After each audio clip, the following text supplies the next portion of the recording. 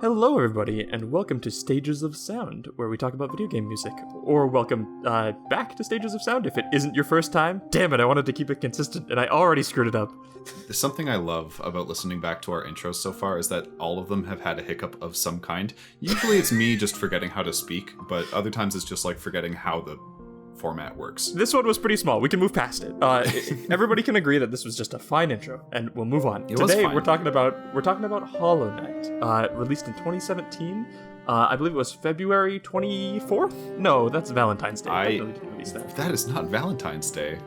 It's February. Oh, it's February 14th is Valentine's Day. It might have been February 27th. I'm gonna lock that in. February 27th. Don't think that matters at all. This game score was written by Christopher Larkin. It was written by Christopher Larkin. The reason it matters is because it released like right before Breath of the Wild, and so nobody realized it existed until like 4 months after it released. So for some reason, yeah. I feel like Hollow Knight feels a lot older to me. No, that's crazy. No, to me it's always been like moderately modern. Yeah, probably just because it did release alongside Breath of the Wild. Maybe Breath of the Wild is just a lot older than I feel like it is. Let's not think about that. Okay. We're gonna make ourselves sad. Okay, I've played Hollow Knight a lot. I think I've got over 100 hours in that game. Really good game. I think we can both agree with that. Yeah, for sure. Very near and dear to my heart. I might have it in my top 10 of all time. I've played it too. I have about 40 hours in it. I never got like the true ending. I guess now's probably a good time to say. 40 hours is still a lot of time, well, honestly. It takes a long time to explore that world, man. Like, it's big. But also, I just don't know where I'm going half the time, and I end up on the wrong side of the world. Makes it feel a lot bigger. Yeah. Now would be a good time to bring up, though, that this is going to just have unmitigated spoilers throughout. I think that's safe to say. It's impossible to talk about this soundtrack without bringing up story beats. I mean, it's fine. I find it weird that we didn't say that disclaimer for Pokemon Scarlet and Violet, because it feels hard to spoil this game in a way. Like, it's so obtuse that you really need to dig into it to get anything from it anyway. By spoilers, I mostly mean we're going to talk about how, well, I assume we're going to talk about how certain musical themes link to certain plot aspects. In that regard. Things that you know more about than I do, but, Anyway. Yeah, that's fair. Good disclaimer. What's a good way to kind of tackle this? I feel like there's a lot of angles we could go from. Well, honestly, what better place to start than the beginning? We had this sort of train of thought in the Galaxy episode. What was the first song listening to the soundtrack that jumped out at you? Okay, I actually have I have a little bit of a note of this, which is Dirtmouth, just the first town. Hey, I have the exact same thought. Dirtmouth is so good. Great, and I think it does a great job of introducing you to the soundtrack and telling you kind of what is going to be important to listen for, if that makes sense. Like, maybe I'm reading into it a little bit too much, but it's just piano and viola solo, yeah? Like, that's the whole instrumentation. Yeah, that's the whole Dirtmouth. song. But piano and viola solo are like two very important kind of pieces to the orchestration of the Hollow Knight soundtrack. Yeah, that's like, even when you jump all the way to like the Hornet fight, I'm pretty sure that's also all that's in the Hornet fight as well. So, well, I mean, and I'm pretty sure, from what I know, almost the entire soundtrack is MIDI. Yeah. Almost the entire soundtrack which is MIDI, impressive. He has a very good sound library. It all sounds very good. Oh, yeah, like, I wanted to bring that up. Like, the MIDI sounded great. Yeah. He mixed it phenomenally. If you didn't know, you might get tricked. But the one thing that isn't a MIDI, I'm pretty sure is the viola. He did hire a real viola player. There's one other thing that isn't MIDI, and that's the solo alto voice. Yes. Yeah, in City of Tears. And I don't think this matters, but I think it's funny because viola and alto voice are very similar kind of ranges, to the point that viola in French is called alto. Huh, yeah. Interesting. Anyway, just a fun alto fact. Violin, basically? It's not called, it's just the instrument is called an alto. But I don't know. It might have different connotations in French. Yeah, they occupy like the exact same sort of sound range. Like, I've heard viola blend into female vocals before, so. But like, going back to Dirtmouth, like this the whole soundtrack is very, I don't want to say heavily orchestrated, but it has a lot of very meaningful writing in kind of how the instruments are used throughout. So to introduce the viola in a very like kind of chamber setting like that, I don't know. It feels like a really, really perfect introduction, and it's because like the track before that is also good, but Dirtmouth Is there a track before that? Yeah, before the entering Hallownest when you kind of go through the first area. That's not. To clarify, there is a song on the soundtrack called "Entering Hallownest." That's the trailer theme. It only exists in the trailer. Tricked. I'm sorry. Okay, well, it's a good trailer theme.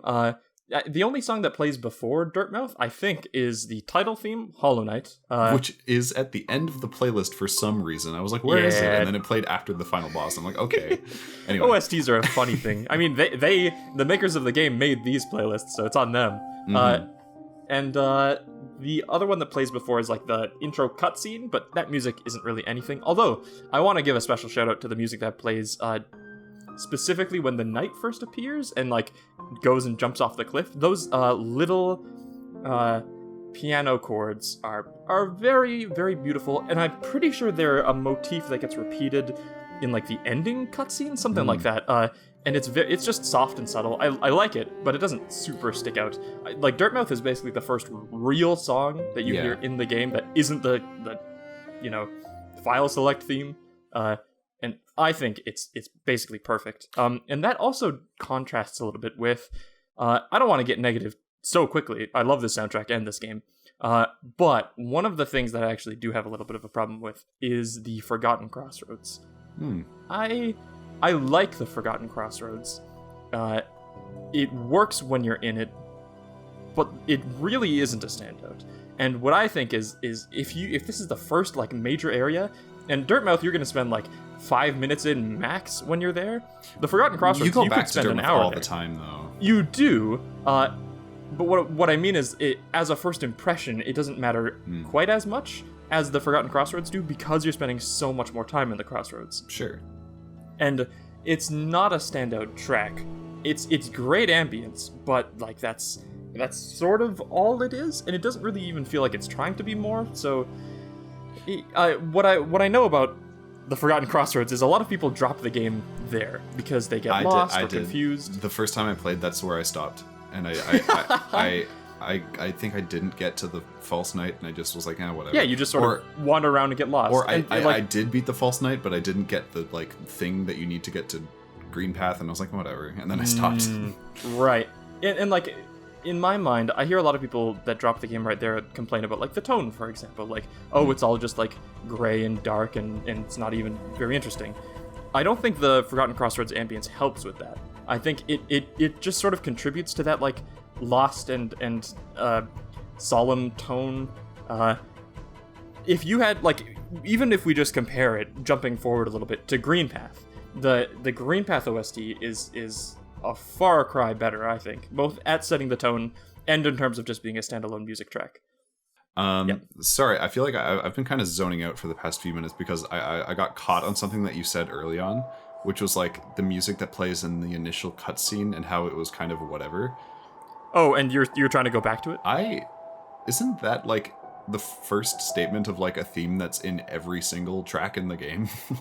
I don't think so. The main title theme, Hollow Knight, is in a lot of songs, like da da da da da. That's in so many songs. And then there's the but I don't think the other one. There's the dun dun dun dun. That's the one that I was talking about. But that's the motif of like the queen, right? Like the what's it called? No, the queen and hornets.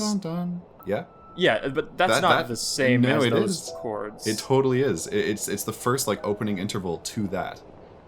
It's very evocative, I feel. Like that interval doesn't really happen in any other notable melody, and they place it at such an important point in like an opening cutscene like that. Like it's not throwaway. I really struggle to kind of identify anything in the soundtrack that was done arbitrarily. I mean, I agree. I don't think it, just going through it, I don't see the evocative nature to the White Lady and Hornet and the Pale King's theme, all that sort of stuff. Like, it doesn't have those same chords as the White Palace. That I don't think. Maybe I'm wrong. Maybe I just can't identify it. I could just be misremembering it, because I don't think that part's on the official soundtrack, and I haven't played it in like years, so... Regardless, whether it is or not, that is sort of a good jumping point of like, this soundtrack uses a lot of motifs repeatedly. I feel like two major ones, though. Like, it doesn't use like a huge number of them. It just uses two, and it uses them a lot, which is fine. I think that's really cool. Yeah,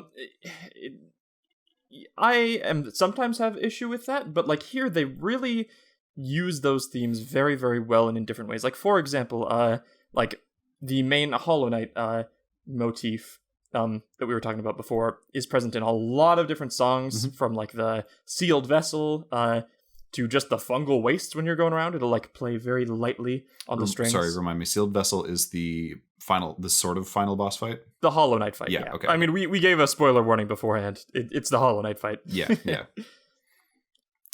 So, and then the other one... Does the it other play in major Radiance? One is, I don't think so. I think specifically neither of them do play in Radiance. I'll talk about Radiance later. We'll save the Radiance. I like the Radiance. We can go into it later. Yeah. Then there's the like Hornet, Pale King, White Lady sort of theme. The White Lady, I think, is the most explicit. I was going to say, I would probably, I'd say that motif probably references the Pale Lady like the most, like, because I'd say the Pale Lady is where that motif is the most developed, right? Like that's where that's the track that I listen to, and I'm like, that's where that melody comes from, you know, like that's where it's developed the most. While I agree, the Pale King is the most important character who it's tied to, and I also probably wouldn't agree that it's where that gets developed most. I would say the White Palace is where that motif gets developed the most. Maybe. And that is the King's Yeah, maybe development isn't the right way to put it, but like just it's stated in its most kind of pure form. Yeah, I agree with that. Sort of, sure. Except that it's not minor, it's Dorian, so it's a bit like, whoa, but you know. Oh, that's true. I never thought about it that way, both in Hornet and in White Palace. Well, White Palace goes through a lot of iterations of it in different modes, I'm pretty sure. The Pale Lady, oh god, this is gonna be, the Pale Lady, like, it states once, and then it states again, and it goes through this fragmentation, where it's stated kind of over and over again, right by the with end, a bunch of, like, harmonic modulations that are a little bit, like, a little bit weird. You know? Yeah. Yep. I know exactly. But what you're talking about. It's so cool. I like it a lot. I do want to shout out the White Lady's theme. Like it is simple, but like we've been saying, it's broken down to its purest form and still played around with. And it fits really, really well because like you just got done the Traitor Lord fight, which is a really, really hard fight, and the White Lady is just this benevolent, I don't know, motherly figure, I guess, and it's just a very like soothing.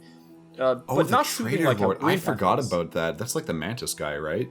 Yes. That he gave me so much pain. Oh my god, you remember that? Fun fact: like right before you went to fight him, they buffed him because he was too much of a cakewalk earlier. You told me that. Know? You told me that. Oh god, that was maybe the hardest time I had with a fight that I was able to beat. Maybe. That's fair. Did you retreat from some fights that you didn't end up actually getting? Some of the dream fights, yeah. I don't blame you for that. I don't think I ever beat like the better version of the False Knight. Yeah, Failed Champ is the only fight I think in the base game that like I went in to fight, I got my ass handed to me on a silver platter, and I said, actually, I don't think I can do this right now. Believe it or not, I'm just gonna leave. Sorry. You can do it. I guess it's not like the what's it called, the other vessel thing. The first time you're able to use that and fight. What's his face? Oh god, I don't remember how the game works. I just don't remember the names. It's the guy with like the infection kind of spewing out of him. Yeah, Broken Vessel and Lost Kin. Yeah, the Lost Kin, that's the one. That's like a huge jump in difficulty up from the Broken Vessel. And you can do it like fairly soon after, right? Yeah, well, like, you leave the screen to get the... By this point, by the time you fight Broken Vessel, you probably have the Dream Nail already, so then you go back and you leave one screen and come back and you can refight him. I did already have the Dream Nail. I guess you don't have to have the Dream Nail by that point? Yes. We should get back on topic. Sorry, you're right. We could ramble about the game for a long time. The White Lady is great because it comes right after this super hard fight with the Traitor Lord, and... right, the White Lady, that's what we're talking about. While we were on Broken Vessel, that is another very standout example of like the Hollow Knight motif, which makes sense because the person you're fighting is like a corrupted version of you, essentially. That's nice. A great fight that I want to bring up because I have a bunch of notes about just like different things within the orchestration. Just like how it's used in really cool ways. This is a good example. I love the super low strings in that I was song. going to say, this is a great example of how he uses low strings in like a very like sawing kind of rhythmic way. It happens in a lot of boss fights. It happens in the Mantis Lords as well. It's very, very cool. This one's more kind of plodding and slow, but it's the same technique to kind of achieve this like this low driving energy in the strings. And it's like it's a way. This Christopher Larkin guy likes strings a little bit. Yeah. I don't know. Well, and it's a way to do it without using brass. What I noticed is that brass was a very kind of seldom used thing in this soundtrack. It was used in some of the boss fights. Yeah, like I'm trying to even think. Dung Defender is basically the only one that came to mind. What else? Is that maybe it? Like I don't know. That's all I can think of off the top of my head. There might be horn. Goes into like guitar. There might be horn in the Kingdom Outskirts. Is that what it's called? Oh, the Kingdom's Edge. Yeah, I think there is like a French horn in there. I want to say, but I can't remember exactly. They used lots of woodwinds, but you're right. Very little brass all throughout the soundtrack. I didn't even really notice. Well, I paid a lot of special attention to the orchestration because from the first time that I sort of like listened to the soundtrack or like heard it in game, I was like, this is the kind of music that I want to write. This sounds incredible. And so this is kind of where Christopher Larkin's background really shines through, because I feel like he has a kind of education that is not the most standard for game composers. Like a lot of game composers come from, rock backgrounds or electronic music backgrounds, where that's kind of how they learn the trade. They learn through the latter is what I've seen a lot for sure. Christopher Larkin has a very, very classical upbringing. Like he learned from an arts high school. He went to Adelaide Conservatory and just had like a classical education in composition. And then just by listening to the soundtrack, geared it towards. I think you can kind of pick that up. Right, but I went and looked at his profile and all that. Right. And then he went and kind of geared that towards. He hasn't done a lot of game soundtracks. No, this was like his breakout performance. Yeah, for sure. And it's so well done, and you can kind of hear. I think his kind of specific background allows him to kind of use orchestration in a really kind of proven way, if that makes sense. Like a way that proven way. Like a way that modern composers use orchestration to kind of achieve certain effects that not all people who aren't classically trained would understand. People can do this using intuition, but having that kind of background allows them to really solidly make a soundtrack like this. Even just not including the brass section in a lot of these pieces gives it it's defining the color of the soundtrack and the colors of the pieces. It all sounds very intentional. There's this very kind of solid, definitely this backbone of strings and harp and solo viola, and then sometimes there are solo woodwinds. Like I'm thinking Fungal Wastes, where there's the clarinet and bassoon Fungal solos. Waste is the big one I was thinking of. Yep. And then very, very occasional brass. But he uses strings in so many different ways to achieve different colors. It's so cool. And risking rambling on, I'm going to talk about Nosk, which is weird. Nosk is a bit of a sleeper pick for me, I think. Fair enough, and it totally part of that is because the boss fight is a little bit unmemorable. Yeah. I mean, it's memorable, but it's nothing special. I'm only bringing up Nosk because he uses something. He uses an extended technique for the strings that I don't hear used a lot. It's used in cinematic writing for sure, but it's not. It's used as an effect. Is it the percussive element? Yeah. Of the strings? So it's called collegno, and it's when you use the wood of the bow to hit on the strings. And it makes that's this the most distinct part of it the makes this to me. percussive kind of bone rattly sound in this one, and it's very used because it can be used in a very kind of metered and structured way to make a melody. In this one it feels very violent and scattered, and it's one of the few kind of examples of extended techniques that he uses. He also uses spectral glissandi in a bunch of pieces, which is just really high, squealing, the thing you'd hear in a horror film kind of thing. Yeah, Nosk in particular, and Deep Nest has a lot of that. Yeah, Deep Nest also doesn't seem to have a track on the official soundtrack. On the soundtrack, but you by saying Deep Nest, some of that music probably popped up in your brain. Yes, Deep absolutely. Nest leaves an impression on people. And now I would like to vindicate myself. In episode 0, I mentioned what kind of music I write, and I said experimental new music, and Jack said jazz, and I said no, and then he laughed at me. I didn't try to fight it after you denied it. All right, I don't know what I'm talking about. This kind of extended technique usage is the kind of music that I'm talking about when I say experimental. So it kind of elaborating on classical writing, using more modern techniques to achieve different structures, different colors, different. Yeah, I totally ideas. get what you mean by Christopher Larkin wouldn't have been able to do these types of, extended techniques if he hadn't been so classically trained, for sure. And definitely he uses them to great effect not in the same kind of way. Like everything feels very intentional. Yeah, definitely. All right. Should we move on to what do you think is your favorite area theme and combat theme? That is exactly what I thought we were going to do with the favorite pieces. I think that's a great way to do it. There we go. Yeah. Do you want to go first with your favorite area theme? Ooh, okay, sure. This is probably a bit of a cop-out. But it is White Palace, I think. Yeah. White Palace is, like I've said before, it's an elaboration on the Hollow Knight motif, that is, or excuse me, the Pale King motif, White Lady, whatever you want to call it. It's the one that it's in Hornet. What I really want to shout out in that piece, the instrumentation is just pure gorgeous. It's unique in the soundtrack too, the way that it's light, it's harp, right? In that song, I'm pretty sure. You know more than me. That's one I didn't listen to very much. And also, I didn't play that segment of the game when I played it, so and that probably has. I don't have anything to the harp tie it to and violins.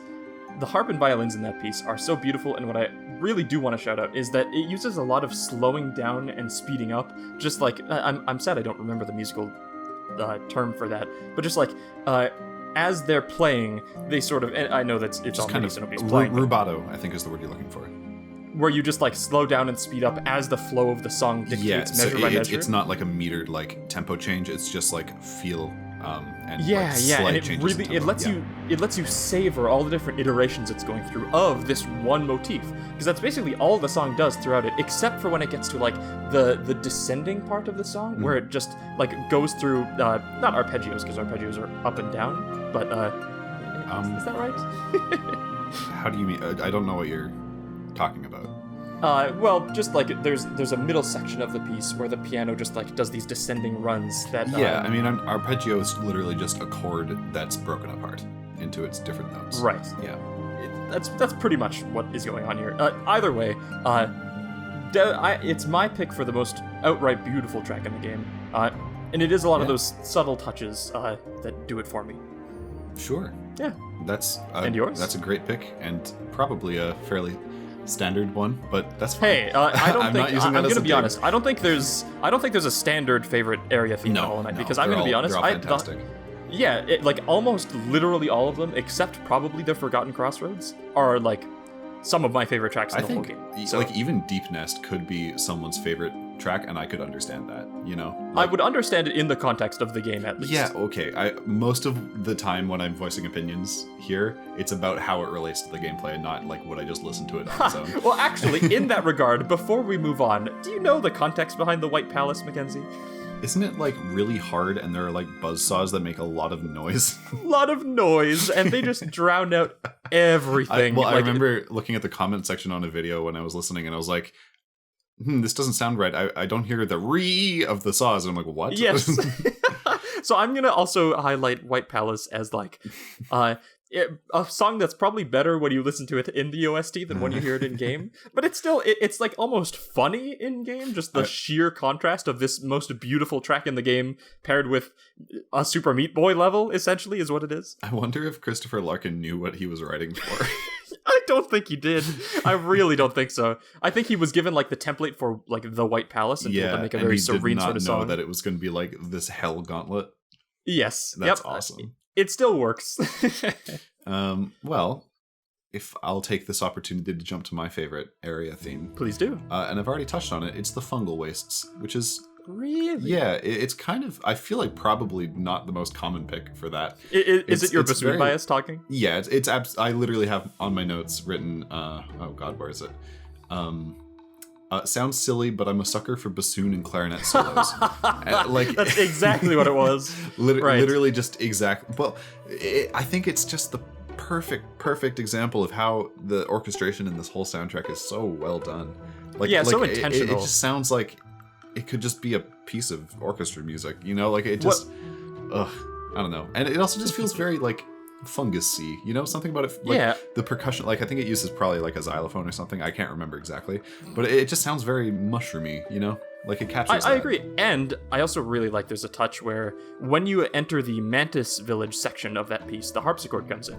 Oh. Which I really, really that's, it's specifically when you get to the Mantis Village. That's a cool hint into the Mantis Lord's theme. True. It's unfortunate because in this podcast, for the most part, I've been doing my best to kind of edit in the transitions between things in these tracks. It's going to be harder to do for this one because of just how the soundtrack is OST is made, distributed. But we'll see if we can make that work. Who knows? Maybe we've talked long enough for the harpsichord section of that song to come in. Could be.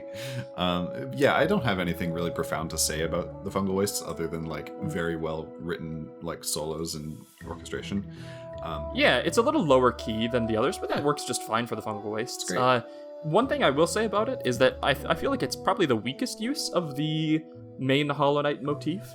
And that's not to say that it harms the song in any way, but more so that the other ones seem a little more intentional in their use. Broken Vessel is used because how should I put it? It works as a motif, but it doesn't work as well as a light motif, if that makes sense. Not one that's tied to the vessels and the knights, which seems to be what it's going for. I'd say a vast majority of the area themes have that sprinkled in it somewhere. I don't think they do. Really? Crossroads definitely doesn't. Greenpath, Crystal Peak, White Palace don't. Greenpath. I don't think City of Tears does. Doesn't it? I don't think so. I'm pretty sure it doesn't, and neither does Queen's Gardens. It doesn't have that specific motif, but Fungal Waste does for whatever reason. Now I want to look really closely into each of these because I'm so sure we could. It's hidden. That's a piece of praise we could give to this soundtrack is that if we want to, we could dig really, really deep. But I love how it's just stated in low string pizzicatos in the background. I think it's very it's almost cute. I wouldn't even. It's very. I wouldn't say it's in the background. Sometimes it is, but it is also front and center right before the main melody jumps in. But it's not. It's not ever the main thing that's happening. Uh-oh. No. Nope, sorry. Cat bumped a thing. I see. I don't have a cat in my house. That was my foot. Sorry. I was like, you have a cat? Okay. Nope. Anyway, but I was saying, it's mostly just the fault. It's still a phenomenal piece of music. It's just that it doesn't really tie into the vessels. It's used in Broken Vessel, Sealed Vessel, and then Watcher Knights, which are shells of knights, so it sort of fits. And then just randomly sort of in Fungal Wastes, which is a bit weird. Yeah. Not really an indictment, though. Fungal Waste is still a great song. While we're on area themes, though, before we move on to our favorite boss themes, the ones, I want to give honorable mentions to... all Greenpath. Of them? I was going to say Greenpath was very close to being my favorite. Yeah, Greenpath, it was... Remind me if I'm wrong. It's solo viola and solo oboe, right? Those are kind of the two focuses. Is there oboe? I don't remember. Not in that track. Maybe not? I don't think so. I'm trying to run through it in my head. I'll have to re-listen. I'm kind of. I don't think it is. Isn't oboe in Kingdom's Edge? If I'm not maybe. mistaken? I'm mashing together three in my brain right now. It's not. Yeah, there's. Yeah, picking out instrumentation is something that has to be done intentionally. Oh, I remember it now. Just sounds like music. I remember now. Oh, isn't there harp in solo viola? What's that? Or is harp something else? No, I'm thinking of. No, harp is. There's definitely harp in Greenpath, and lots of strings as well. And light piano for sure. And I remember, this is a personal memory of mine. This is the summer of 2017 after the game came out. And my parents were like, you gotta go outside this summer. So what I did was I picked up my laptop and brought it to a park, put it down, and played Hollow Knight. That is... in that park. Oh my god, Jack. A little lame. Look, I'm not gonna deny it. I was a lame youth. I'm a lame adult. It all tracks. But in that park is where I first got to Greenpath, and the atmosphere actually worked perfect. New meaning to touching grass. I touched grass while the knight was going and touched grass in Greenpath. It was perfect. Oh my god! So that it makes the atmosphere in Greenpath feel so nice, and especially as a contrast from the Crossroads. When you're just looking at footage of the game, it all sort of just looks gray and brown, not brown, but gray and blue basically. Yeah. But when you're actually playing it and you dark. Go for it. Yeah, so I was agreeing with you. Yeah, it all looks a little samey when you're just seeing it from the outside, but when you actually go from the Crossroads to Greenpath, it feels very distinct. And a lot of that is because of the music, I think. Yeah, well, I think I mentioned something similar to that, where it's I will not in this episode, obviously, but like the music really lends to kind of the shift in color, but not literally. Yeah, like kind of like the perception of color. Anyway, it's very cool. Yeah, I agree. Anyway, and then the other one, I had one more shout out I wanted to make. I could shout out like all the area themes, I'm being honest. Crystal Peak. Crystal Peak is also truly phenomenal. That one wasn't even on my watch list. Radar? Yeah, not really. Oh, you didn't even listen to it? Well, I listened to it a little bit, but it was never really... It never stood out to me that much. I really like, in particular, like, it starts very soft and ethereal, and mysterious, but then as you get up, it starts to add, like, the industrial sounds as, you know, you're going up this mine and the activity is getting more. But what I really love is when you're fighting Crystal Guardian or you're going through the final platforming gauntlets, it kicks in this, like, really, really rhythmic guitar and, like, knee-slapping percussive elements, it sounds like. And it really amps up the tension and drives it home. It works super, super well. I always, like, jam out when that part of the song kicks in. So, and like, for what was such a slow, mysterious piece at first, I think it's a really nice contrast. Yeah, I guess it, like, escalates. That's interesting. I never really paid it that much attention. And again, it's been ages since I've, like, played through the game, so I'm having trouble kind of relating what happens in the track putting to that what's in context in the game. But yeah, anyway. I get you, for sure. Now, I kind of hope that your favorite fight theme isn't the same as mine, because I have a lot to say about mine. But I guess we can both say a lot if it is the same one. So let's see. If it is the same one, can you go first? I want to contemplate this, actually. Oh God. Well, we're kind of on a streak of, like, saying the same thing for a lot of things, you know. Because we said Penny's theme was our favorite Pokemon song. We said something in Galaxy. It was like Bowser Jr.'s. Bowser Jr.'s Fort was our favorite. And I mean, we've already Dirtmouth was our first, like, but that's easy. Standout, that's easy. So, because it's like the first Dirtmouth is so good, and it's the first song. Yeah. Well, I mean, if I'm going first, Sealed Vessel is my favorite fight theme in the entire game. Absolutely. I can see you appreciating that in particular for sure. There's a lot of very intentional instrumentation. The construction is incredible. The form is incredible. It's, oh my God. I'm gonna talk for a few minutes here. Go for it. Honestly, the floor is yours. Phase 1 of the fight. It's in 2 phases. The first phase, it's just it's kind of in like 6 phases, but you know. But you know, the first main phase of the boss theme anyway has this just beautiful orchestration of the main theme. Like, not beautiful in the sense of, like, oh, it's pleasant to listen to, but beautiful. Yeah, it's not majestic. It's works like terrifying. So well. Yeah. It works so well. It's written so well.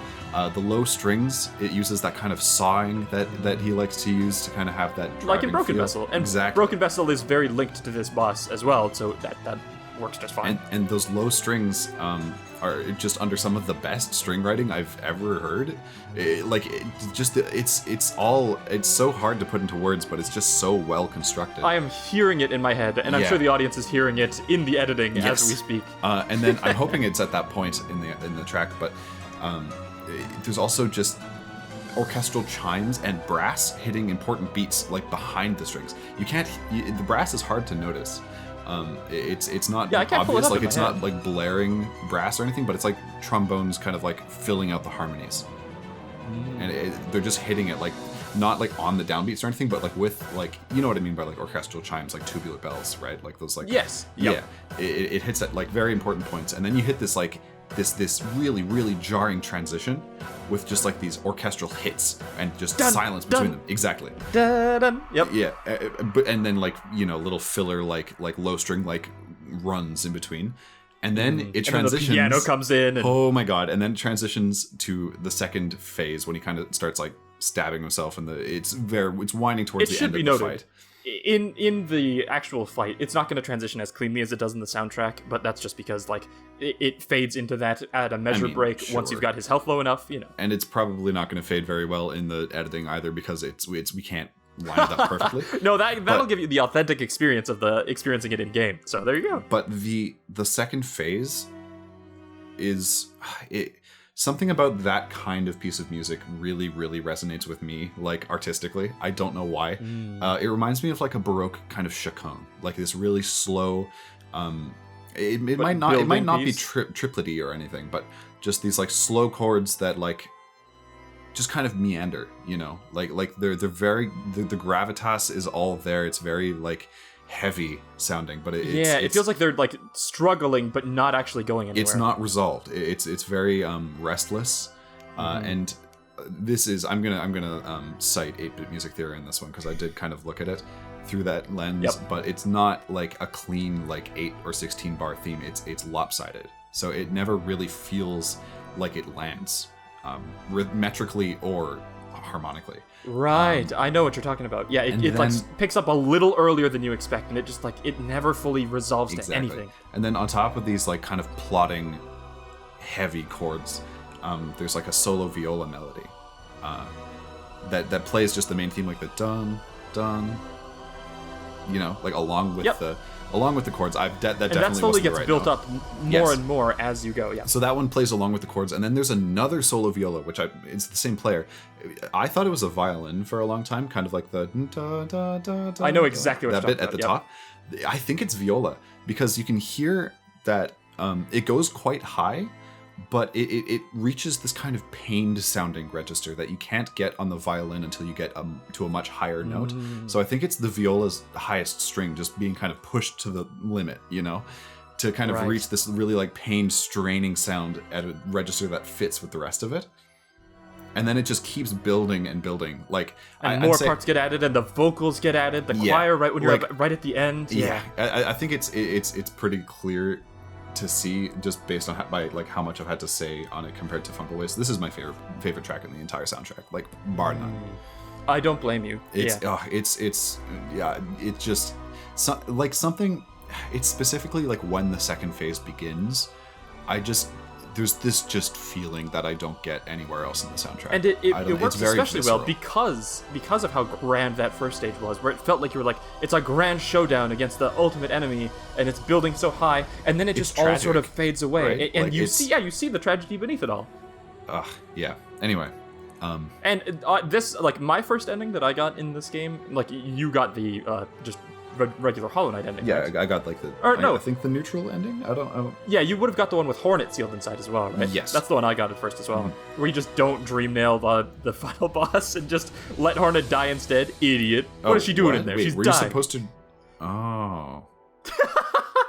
Shane made the same mistake. Don't worry about it. I just back up 1 second. Did I have access to fighting the Radiants and I didn't know that? Sorry. I don't think you did specifically, because you have to get both pieces of the King's Soul, which is one is from the White Lady, which you did get. The other is from the White Palace, which you did not get. Oh, okay. Yeah. Checks out. So you wouldn't have, you're right. You would have just had the regular ending, but I got the one with Hornet inside it at first, just by killing the Hollow Knight regularly and not even trying to fight the Radiants. And like, I don't even feel like I love that game. I love it to death. But when people stop right there, I don't blame them, because it's so climactic. It's such a great ending. Like it feels, it feels bad, but like it feels good. The whole game is supposed to be tragic. Correct. I agree entirely. And it almost feels bad to me. We can go into Radiance a little bit. I'll get back to my favorite battle theme later. But like when I love the Radiance fight song as well, but it feels it is worse than the Sealed Vessel, I think. Well, and it feels bad to cut off the climactic part of like the Hollow Knight's boss theme just to get to the Radiance, because you're like interrupting it halfway. To me, like it's very busy, it's very full orchestra, like everything's happening. You've got organ, you've got choir, you've got brass, you've got everything happening at once in the Radiance, and it's definitely the theme that plays when you try to kill God, Like it works for what it is, but it just doesn't feel as, like, to me it was just kind of a whatever, I agree more or less with that. It's not nearly as intentional as the Hollow Knight fight, which feels like a climax to everything that's happened before, and tonally as well. I think I dislike the Radiance theme. I don't want to say dislike, really. Like, it's fine, but I dislike it definitely compared to the Sealed Vessel. Like I think that's placed fair. Next to that one, it doesn't hold a candle, in my opinion. I will say it works really well in game as like because the Radiance is really, really, really hard, and like this Majesty theme that just goes all out with the bombastic orchestration works really well for that, like setting up the ultimate challenge. But that's more like gameplay accompaniment. Sure. Tonally, it's definitely worse for sure, I'd say. All right. So Jack, that's the Radiance, and I want to know, was Sealed Vessel on your short list? It wasn't actually. Okay. I really, really like the song, but it's a little too on the nose in terms of like, this is the culmination song, where it takes the theme that you know and develops it, and then it's the big final boss one. And it's great for that. Look, it's great for that. I'm not gonna smack it. It's a phenomenal song. And I understand totally why you would put it as your favorite. I also want to shout out, actually, while we're on this train, before I move to mine, so I'm stalling a little longer. Yeah, we've been talking about our favorite songs for like 20 minutes. But that song, the second phase of the Hollow Knight also plays, do you know the Path of Pain, Mackenzie? Yeah. I might have been mistaking that for what the White Palace is. The White Palace, the Path of Pain is an optional side branch of the White Palace. Oh, it's like but it has the different White music. Palace Plus. Yeah, it plays the music that plays in the second phase of the Hollow Knight fight. Why? Where he's on the ground. That seems because weird to me. It is a little weird, but it's thematically appropriate because it's sort of about the Hollow Knight and his upbringing. I'm not going to go into the lore here. It makes sense in context. Sure. Sort of, as much as the whole Buzzsaws thing could ever make sense in context. But like, I kind of like it because we were talking about how that theme is like, it feels like you're fighting against like an impossible force, right? Like you can't, you're fighting inevitability. But that little viola at the top is still like pushing through it all. And it feels tragic all the same. And that works really well in a platforming gauntlet that's going to take you 4 hours to get through, and you're just bashing your head against the wall over and over. Do you get benches along the way? Just No. You are going to equip the Hive Blood charm and sit around for 3 seconds after you take damage. And the music, like, telling you that this is, like, hopeless, but you're still going, it fits really well for it, I think.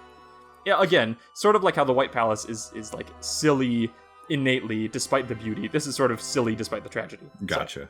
So, that's the way I look at it. You've stalled for long enough. You've pondered for long enough. What is your favorite I have fight? stalled for long enough. I think I'm going to give it to Truth, Beauty, and Hatred, which is the Grey Prince Zote boss theme. And you've said a lot of words that I've never heard before. Oh, I don't think one. You didn't ever fight Grey Prince Zote, did you? No. Do you remember Zote? He's the guy that you save in Crossroads Green Path. Technically Green Path. It's in like the Crossroads area of Green Path, so I get why you'd be confused. You also save him in Deep Nest later. Right. Yes. And if you do save him both times, I think I did. You will be able to see him. You then fight him in the Colosseum of Fools, and then he will. Do you remember? Did you ever save that bug in the fungal waste that then becomes your fangirl? I think. Well, and then Zote shows up, right? But yes, does he only show up after fighting? You have to free him in the Colosseum of Fools, which doesn't have his theme. I think I did that then, because I remember him coming to Dirtmouth. And like chatting up Bretta and converting her into his fangirl. Now, what the Grey Prince Zote fight is Zote.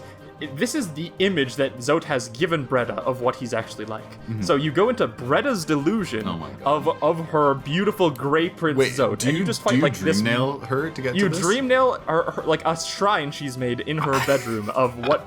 Of Zote. And then you fight, like, he has like 20 subtitles, like beautiful, majestic, all-powerful, sensual, oh my god, Grey Prince Zote. And this song is playing over it all, which is like a heroic, driving, like, I'll save you, my fair lady, sort of song. It is still great though, like, I really, really love the violins going in this piece. But it works so well as like a backing track to someone who genuinely thinks that this absolute loser is the hero of their dreams. You know what I mean? Is this in the official soundtrack? I don't remember listening to it. It's actually in the DLC section of the soundtrack. I don't think I caught those. Oh, you didn't catch any of the DLC? Fine, then I will add a little DLC extravaganza to highlight some of the DLC songs that are great. It was added in the first DLC update, which would have been after you did play the game. It would have been before you played the game, Mackenzie. But it is a little hard to find, and that's why they put it in the DLC section. Okay, gotcha. Still, that's probably my favorite boss theme. It's a really, it's close. I like a lot of the boss themes a lot. Like Broken Vessel's great. Hornet is great. I almost want a special shout out Hornet. It was very close between these two. Especially the B section of Hornet, where I was going to say B section, like probably in my top 3 3 or 4. Like it's songs very, on the soundtrack. very, very close. Yeah. Yeah, and it feels simple at first, but the more you look at it, the more you go, oh my god, this song is going absolutely insane. It's just a beautiful reorchestration of that motif. Is it the White Lady motif? Yes. But it's the first time you're also going to hear it as well. And then it develops into this like kind of more epic, like dun dun dun dun dun dun dun. You know, like it's it's very cool. And then it shifts into that and then the piano cool, like, just goes polyrhythmic absolutely thing nuts. going on. Yeah, it's great. Yeah, no, it's good, and it gets better the second time you fight her, right? Like it doesn't change. It actually stays the same. Okay. The time that they do change up the Hornet fight is when you fight her in Godhome, which is like the rematch area. She has her own little like Godhome themed orchestration. The only songs that get this treatment are her and the Mantis Lords. I think I might be wrong. I kind of like both of them a little less than the original, but that's fine. I still appreciate the fact that they went through the effort to reorchestrate them. I guess if it's okay to jump to Mantis Lords for a second. Oh, heck yeah. Mantis Lords was the other one that was like right up there. God, it's a very, it's a different orchestration. It's still very heavily strings, obviously. Like it's all strings and harpsichord. But it breaks away from kind of what's been set up until that point, if that makes sense. Like I feel like the orchestration that you run into before you get to the Mantis Lords feels very kind of neo-romantic. Like there's a lot of kind of like swelling strings, a lot of like more modern ideas. Like classic conclusions. Yeah, and while Mantis Lords still has a lot of those modern ideas, it's a very, very Baroque ensemble. You know, like it's just a string ensemble and harpsichord, which is like the Baroque standard. You know. Ah, gotcha. It's very cool. It feels very almost Castlevania-y. A little bit, in terms of the instrumentation, for sure. I love the frantic, frenetic energy that there is in that song. Like, it feels perfect, because by the time, when you fight these people, especially if you fight them early, it's gonna be definitely the toughest fight you've ever done, and by far the fastest fight you've ever done. So, like, it fits the atmosphere perfectly. And, like we said before, it's a development on the harpsichord that was introduced in Mantis Village. So, right, yeah. Flawless song as well. It's a nice little transition from fungal wastes to, like, Baroque land. Yes. Do you know, what I mean when I say Baroque, right? I do, yes. The Baroque period. Does the audience, I wonder? They might not, which is why I sort of wanted to skip past it. It's like, well, I'll talk about it. It's fine. Just a brief description. It's like pre-Mozart, pre-Beethoven, like Bach, Handel, that kind of range. So it's a lot of like almost mathematical music, in my opinion. Like fugues, it's when they were trying to figure out what music should sound like. Yeah, and like whether it should sound like anything is up for debate, obviously. But it lays the groundwork for a lot of like Western music standards. And a lot of counterpoint ideas come up in the Mantis Lords fight, so it's important to talk about. Think like you know, like Bach's like Toccata and Fugue. I'm not going to put it in the episode for fear of like copyright, but like da da da da da da da. That's all Baroque. Anyway, go on. Okay. I wanted to get through like the start of my DLC Extravaganza because I have a couple other honorable mention boss themes. The White Defender is a beautiful redoing of Dung Defender, and that was probably actually like behind Mantis Lords and Hornet, the next up in terms of my favorite song. I think my favorite boss one fight. DLC song that I do know, and I agree with you. It's very good. I like the Dung Defender theme a lot. I think it's perfect for what it's accompanied by. I think the White Defender theme is good because of what it does to the Dung Defender. Absolutely, like it really tonally it fits super well, because this is like the Dung Defender in his prime, defending his kingdom as like the loyal knight of the king, and like. The brass swells up and like, but it turns from 4/4 to like 6/8 in this one, and it slows down, but like a really purposeful way. And like they toss the Dung Defender's main theme all around and rearrange it. It's beautiful. I love it so much. And well, like when I played it, I didn't even really pick up on it. It was only like, I actually sort of want to bring this up. When I first played Hollow Knight, I didn't even really think the soundtrack was very good. It didn't stand out to me when I first went through it. Bananas. Despite Green Path like really selling me on the atmosphere the first time. Yeah. Besides that, I really didn't think anything of the soundtrack at all.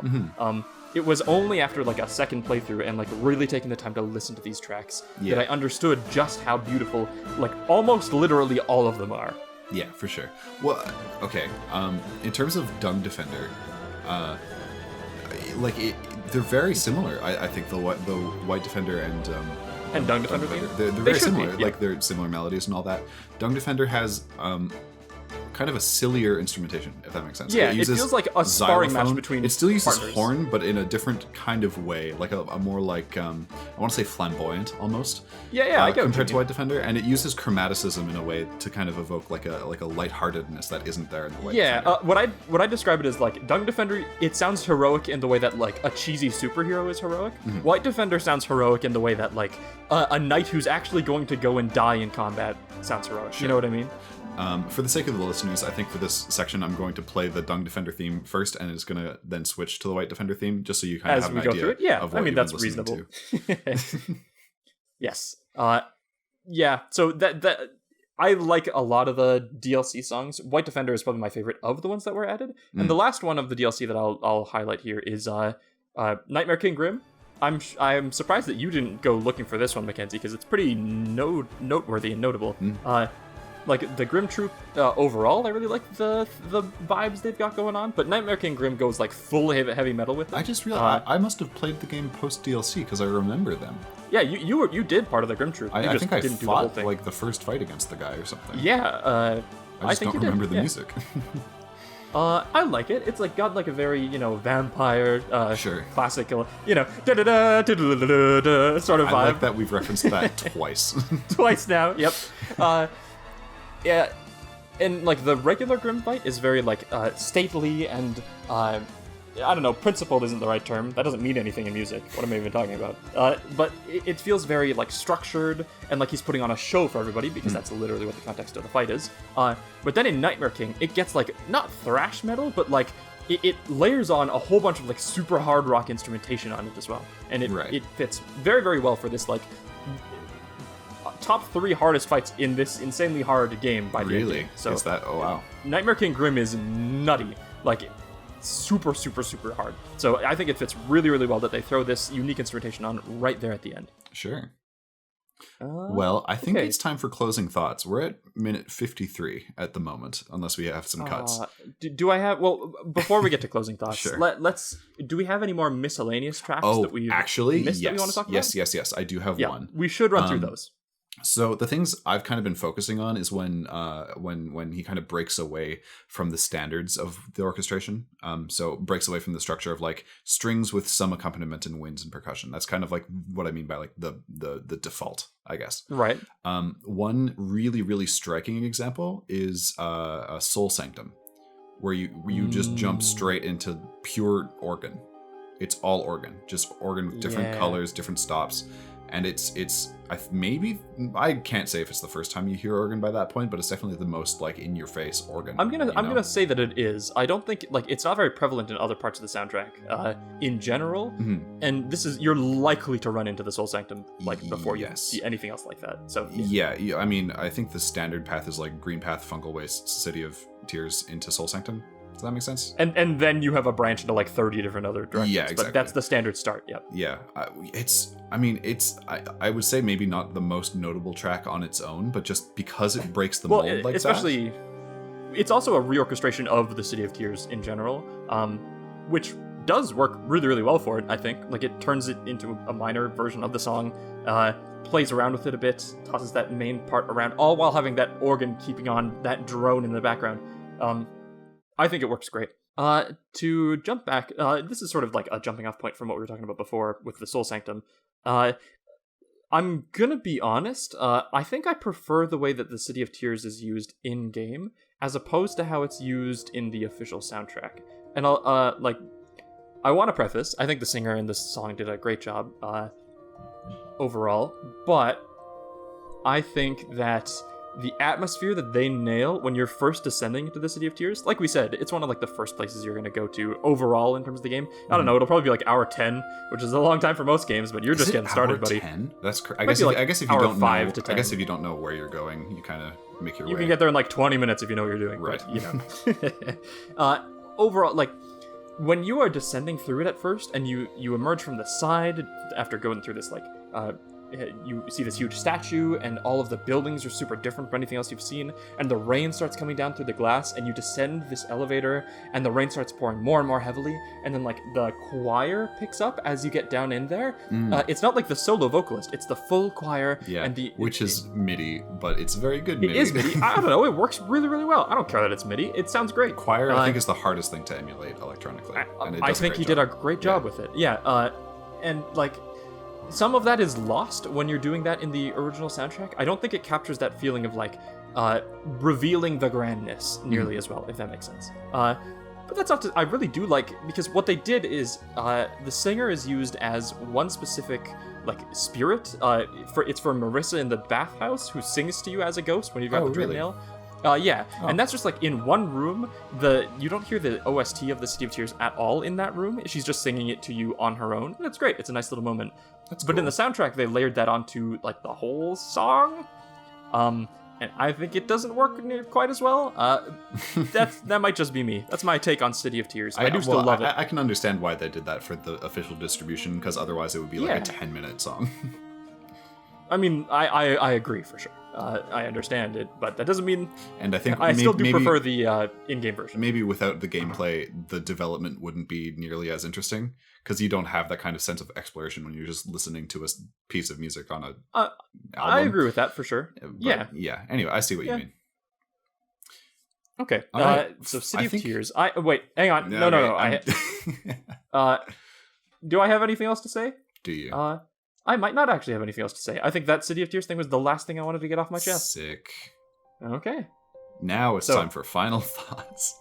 Final thoughts. What do we think of the Hollow Knight soundtrack overall? I think it's a masterpiece, if I could throw that word around. That's a word with a lot of weight behind it. I think it's really, really, really like astoundingly good. Like, I think, God, like I don't think about it enough to like compare it to the other ones, if that makes sense. Like, it doesn't like land on my favorite soundtracks usually, but it's because I don't think about it, and I've been thinking about it for the past week, and I'm like, this is incredible. Yeah, I feel shame in myself for not appreciating it when I first went through it. But the more you look into it, the more you just reveal how like really intentional it all is. I think that's like the best like summary word of the whole thing. Everything's very deliberate. Yes, absolutely. Everything is done for a purpose. It matches the game flawlessly. Like, we wanted to say, like, this is an unusual style for a game OST to have in general, this very orchestral, but, like, studiously orchestral style. But, like, it fits the aesthetic of Hollow Knight so perfectly. It accompanies it flawlessly. Yeah, and like, it enhances the whole experience. It's orchestral, but maybe not in a typically cinematic way that you'd see in like some like AAA games or something. A great way to describe it. Yeah, it feels it's like not cinematic at all. Sometimes, like it doesn't feel grand scale, even though it is written on the same kind of scale. It's very interesting. Yeah. Yep. 100% agree. Hollow Knight, it would probably be in my top 10 soundtracks of all time. I think we're burning through a lot of those early, so maybe I shouldn't say that, but it's close there. I think like we could do a Hollow Knight episode for like 2 hours, 3 hours, but yeah, we could. I could keep rambling about each individual song. We could break them all down. Maybe we'll have a Hollow Knight part 2 in like 5 months. We'll see what happens. we'll have to do Silk Song. Shoot. We certainly will have to do Silk Song. I'm gonna pressure you into doing that like the day after Silk Song drops, or like the week after. I'm gonna buy the game pretty soon after it comes out, I'm sure. All right. Okay. Yeah. Hollow Knight. Great. Everybody agrees it's great. There we go. I don't mean to wrap things up, but we're on a tight schedule today, folks. Yes, we are. Jack, what have you been playing lately? Well, I wanted to say first, we got to keep the structure the same. If you like the Hollow Knight soundtrack... Oh, shoot, I forgot about this. Yep. What would you listen to, Mackenzie, if you liked the Hollow Knight soundtrack and you wanted to get something similar? Okay, so this is for the first time ever, I'm going to break away from video game music. Listen to the Ravel String Quartet in, I think, F, I want to say, the second movement of that piece. I'm not going to put it in the editing, but look that up. It's fantastic. And Jack, I'll show you after. Okay, sounds good. I will take your word for it. I think if you like this soundtrack, I can go with the easy option, actually. Listen to the samples of the Silk Song OST that Christopher Larkin has posted on his YouTube. Okay. The lace fight, in particular, is truly phenomenal. It plays around in 5/4 in a way that, like, no game I've seen before has tried. And it works perfectly for it. And I like love time the melodies. the driving melody in it is just flawless. Yeah. And the game's not even out yet, and it's already like so damn impressive. I mean, it's the only thing we've had of Silksong for like 3 years now. Please, I'm not gonna get into that now. And the other thing I want to say is a mod came out recently that I've been really into called The Pale Court, and they put a lot of effort into that one. It's a mod for Hollow Knight, obviously. And like they do a lot of rearrangements of songs that exist in very clever ways. So yeah, if you like the Hollow Knight OST, check out this very well made mod, or check out the next game they're making, obviously. Yeah. Okay. All right. So, what have we been playing? Yeah, what have you been playing, Jack? Me, I mentioned this a little bit on episode 0, but I'll go into it again. I've been playing more of my Fire Emblem Engage Iron Man. Oh, you've been keeping that up? Yes. It hasn't fully died after that disaster? Hasn't disintegrated fully yet. I'm still on the death throes. I am, when I first played through it, and this sentiment still lingers a little bit, I felt very disappointed with the soundtrack, because Fire Emblem overall has a very high standard to uphold in its soundtracks. Three Houses is one of my favorites as well. Sure.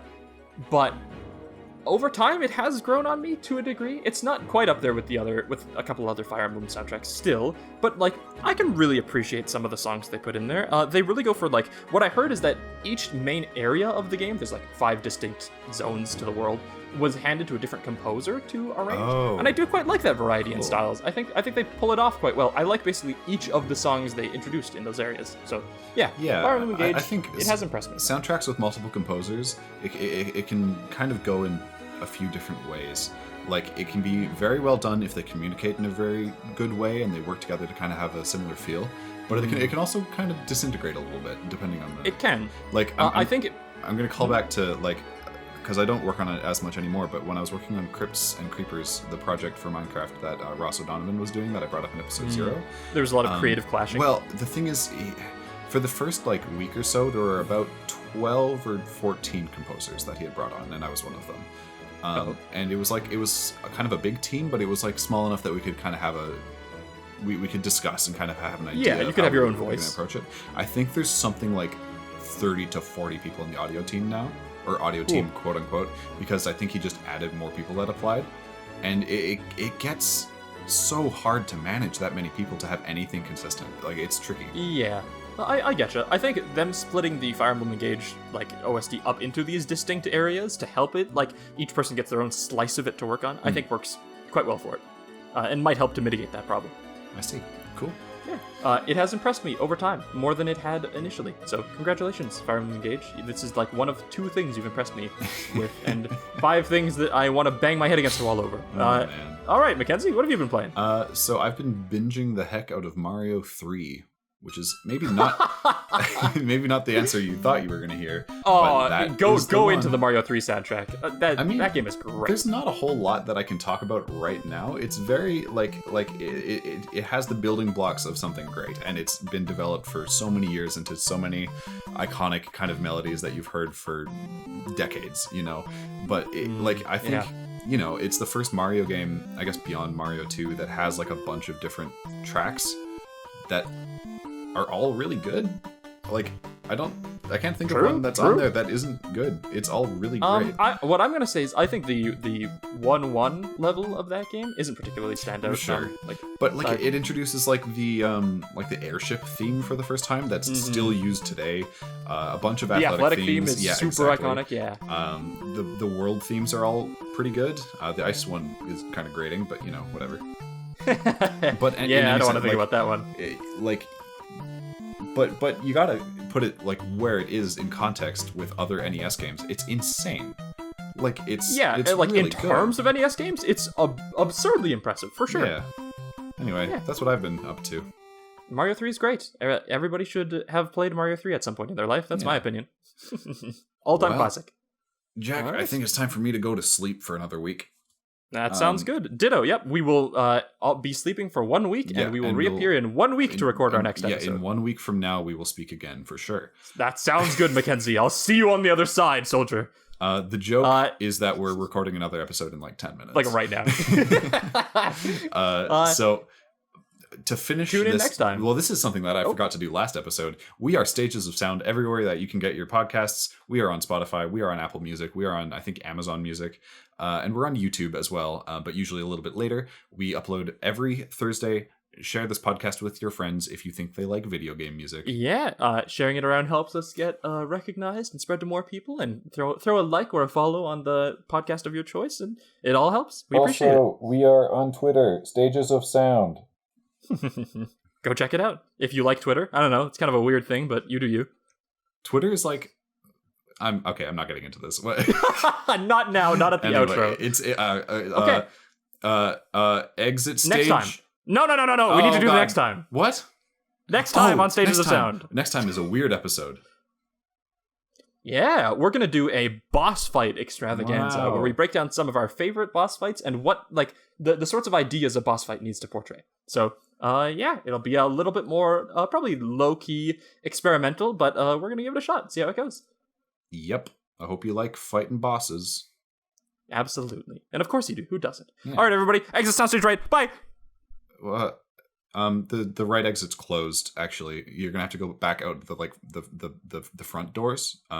Just end it. What? Just stop. So stop here. There's like a table outside the front lobby. You can get out through there. It says fire exit. I'm gonna burn this building down if you don't go right now. It says fire exit, but the alarm's actually disabled. So I'm leaving the call.